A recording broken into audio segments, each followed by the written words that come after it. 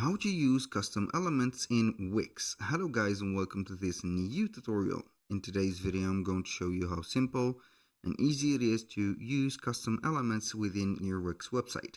So we're going to head over wix.com, sign in for an account, and as you can see we're going to be on the admin dashboard. Now what we're going to do next is going to be very easy. We are going to head over the website that we are going to select, click on edit or select and edit. Once we have did that, what we're going to do next is going to be very simple. Head over the home or the setup page to have the button edit site. So we're going to click on the edit site button.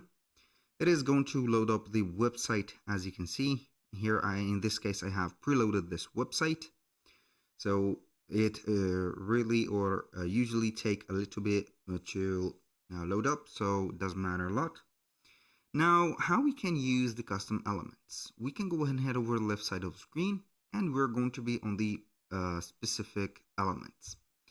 We're going to click on add elements.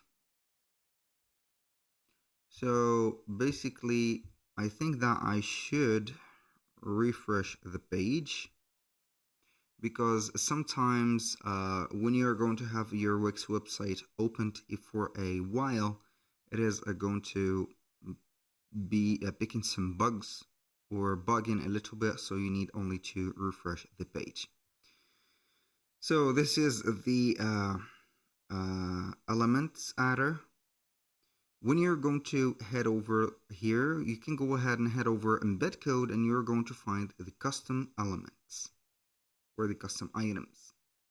So basically, we can go ahead and add a custom element. As you can see, we are going to display a custom element using snippet of codes.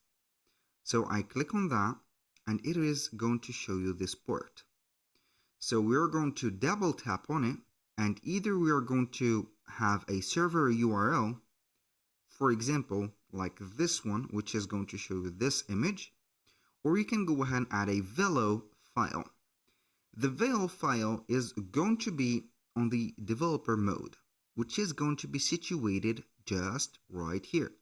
So you're going to click on dev mode, and it is going to be called Velo dev mode.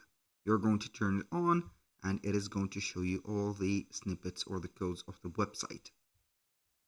Now you can go ahead and copy and paste the Velo files within this specific place, and it is going to be set up just fine. That was pretty much it for today's video. Thank you guys for watching. I hope that you have enjoyed the content, and I hope to see you soon on the next one.